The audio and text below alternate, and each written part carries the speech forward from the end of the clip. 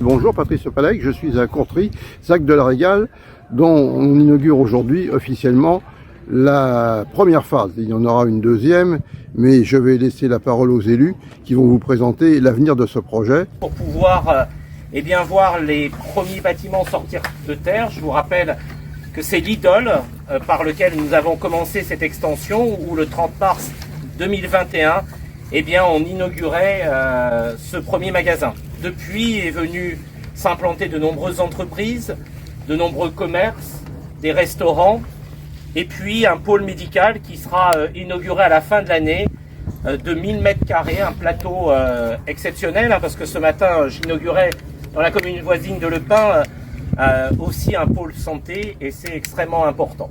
Et puis aujourd'hui ça marque, et si on a voulu à cet endroit précis de couper le ruban, c'est quasiment la fin de la première phase de l'extension, mais surtout le début de la deuxième phase qui à terme amènera, avec la zone de la Régale 1, qui sera entièrement refaite au niveau voirie, trottoir et éclairage public, si on a commandé en temps et en heure l'éclairage public, sur un délai de 18 mois et sur un budget d'1 700 000 €. Tout ça, c'est l'agglo qui le porte, et je voudrais qu'on remercie et qu'on applaudisse le président et tous les services qui sont concernés. Gérard Eudes, bonjour. Donc vous êtes premier conseiller en charge du développement économique à l'agglomération Paris-Vallée de la Marne, et nous sommes aujourd'hui à l'inauguration de la ZAC de la Régale, en fait à l'inauguration même de la première phase de la ZAC de la Régale. Alors quelle est effectivement l'importance de cette ZAC en termes économiques pour l'agglomération? Alors bon, c'est d'abord quelque chose de très très important pour la ville de Courtry, évidemment, avec la création de plusieurs centaines d'emplois, l'arrivée d'une cinquantaine d'entreprises qui répondaient à la fois à un besoin endogène, c'est-à-dire des entreprises qui étaient déjà soit à Courtry, soit à proximité, mais surtout qui correspond finalement à une attente de tout un tas d'entreprises qui viennent de l'approche couronne et qui ont besoin de se desserrer.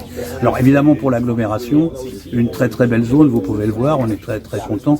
On a trois belles zones en ce moment qui sont en train de sortir à l'agglomération Paris-Vallée de la Marne.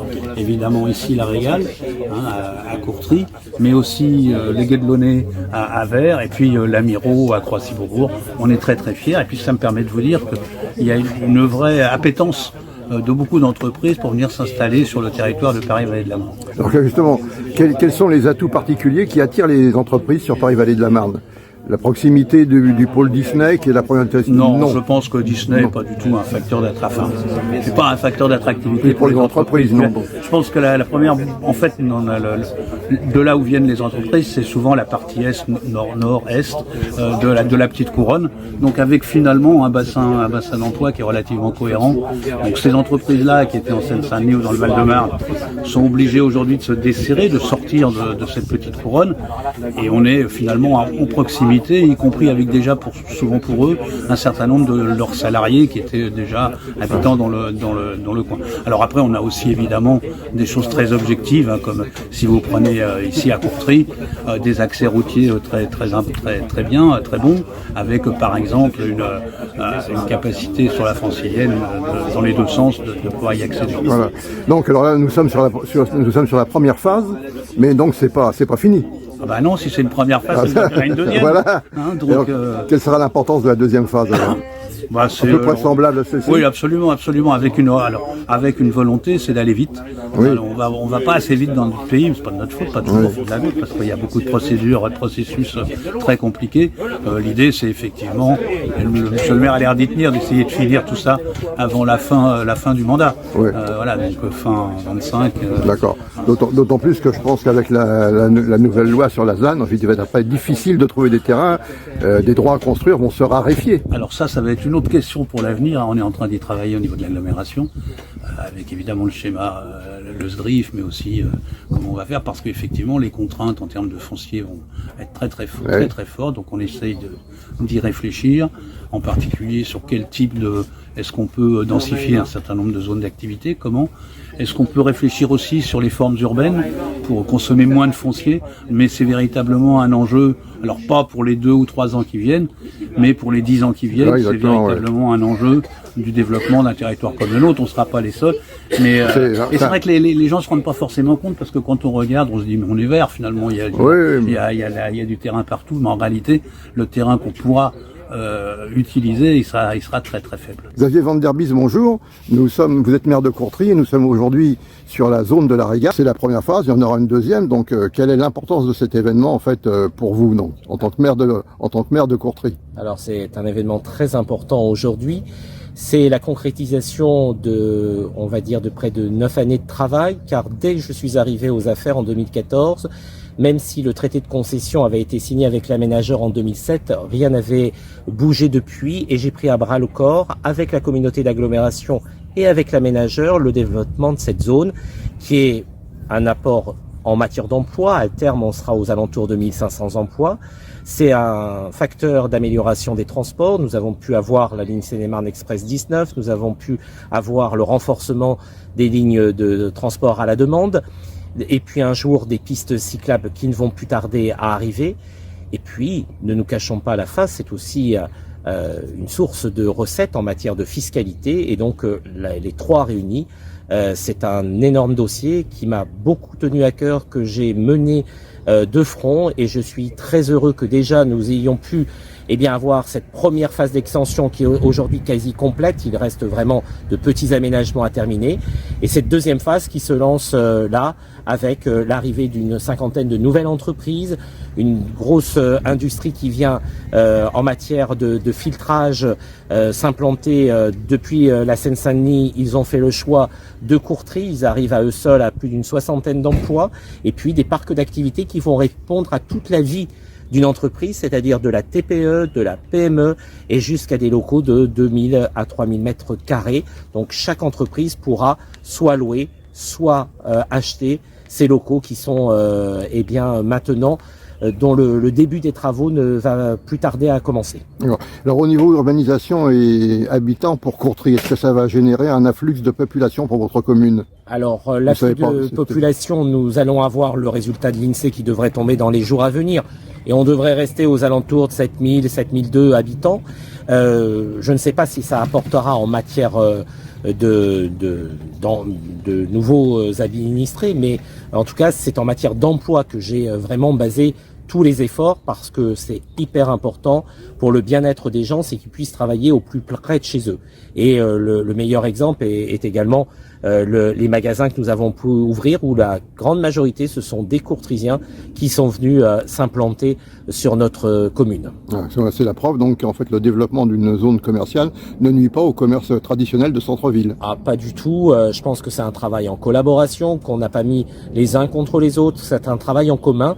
Et je pense que le meilleur exemple sera la création de ce club des entrepreneurs que j'ai voulu, qui a été pris en président par le chef d'entreprise certainement de la société la plus importante de Courtry, et qui vont développer les relations, toutes les aides qu'ils peuvent apporter aux entreprises, aux artisans, aux commerçants, car pour moi, ça ne fait qu'un seul. Tout le monde est entrepreneur, chacun à son niveau, qu'on soit fleuriste, boulanger, restaurateur, électricien ou à la tête d'une entreprise de 100 personnes. Tout le monde a besoin d'une vraie cohésion et des mêmes aides en matière notamment de recrutement, parce qu'aujourd'hui, on le sait, on crée ces zones, mais on a une vraie difficulté, c'est à recruter. Felzine, bonjour, merci de répondre à MacJournal 77. Vous êtes président de la communauté d'agglomération de Paris-Vallée de la Marne, et nous inaugurons aujourd'hui la phase 1 de la ZAC de la Régale à Courtry, mais en fait, ça fait partie d'un plan de développement global pour Paris-Vallée de la Marne. Oui, la compétence développement économique, c'est vraiment la compétence majeure de l'agglomération. Et aujourd'hui, on voit avec ce succès de la phase 1 de la Régale à Courtry, on a deux autres zones d'activité qui sont en plein développement aujourd'hui. La ZAC du Gué de Launay à Vers-sur-Marne, un très beau projet de reconversion du site EDF. Et puis la ZAC de l'Amirault à Croissy-Beaubourg, qui est une ZAC qu'on partage en aménagement avec EPAMarne et qui montre bien le potentiel d'attractivité que Paris-Vallée-de-la-Marne est vraiment au bon endroit, en desserrement de la première couronne sur des axes de circulation comme la 104, comme la 4, le RER. Et donc on est vraiment sur un secteur, Paris-Vallée-de-la-Marne, qui est très attractif. Et je voudrais vraiment saluer les équipes du développement économique de l'agglomération qui font un travail passionnant. Gérard Reude en tant que délégué au développement économique. Et la possibilité aussi, parce que j'y tiens en tant que président de l'agglomération, faire territoire toujours, de pouvoir s'adosser avec les maires des communes respectives. Ici, le maire de Courtrai, Xavier Van der Lies, à Croissy-Beaubourg, Michel Gérès et Edmond de Jardin à Vers-sur-Marne. C'est ce travail de dentelle, à la fois pour faire des zones d'activité nouvelles, de qualité, et qui respectent aussi les principes de développement durable, mais qui nous permettent d'implanter des entreprises qui sont déjà sur notre territoire, mais aussi d'attirer de nouvelles sociétés, parce que derrière, il y a la question de l'emploi, il y a la question des richesses fiscales pour l'agglomération et les communes, évidemment, mais il y a aussi l'emploi derrière. Et à chaque fois qu'on peut conserver sur notre territoire des entreprises qui sont là, qui se développent, mais aussi accueillir de nouvelles sociétés, ça c'est un travail passionnant et c'est ça qui est intéressant aussi dans une agglomération, c'est cette possibilité de travail en commun avec les différents acteurs. Alors évidemment ici à La Régale, il y a M2CA, l'aménageur, sur d'autres zones, ça sera EPAMarne ou Aménagement 77. Et aujourd'hui, on a réussi à créer une équipe transversale qui nous permet, je pense, d'envisager avec optimisme l'avenir de notre territoire en termes de développement économique. Alors l'avenir du territoire, justement, est-ce qu'on peut considérer qu'on est un peu maintenant dans une phase où ça va ralentir avec le ZAN? Non, ça va quand même freiner un peu le ZAN nous met des contraintes. Mais aujourd'hui, on a d'autres zones d'activité. On va continuer à travailler en termes de requalification. Je suis bien placé pour parler, par exemple, de la ZAIF Torcy, où il y a un potentiel de développement encore, et ce qui est très intéressant. Mais sur l'ensemble des zones d'activité, on continue le processus de renouvellement urbain, de requalification. Et après, on a un secteur qui est quand même passionnant, c'est la Cité des Cartes au sens large. Alors la Cité des Cartes, on parle toujours des grandes écoles de l'université, mais globalement avec la gare du Grand Paris Express, on a aussi un potentiel de développement économique. Et ça, c'est un travail de persuasion, de conviction qu'on a avec EPAMarne. Il faut qu'on ait plus d'entreprises sur la Cité des Cartes, on s'en occupe aussi. Pour pouvoir voir les premiers bâtiments sortir de terre.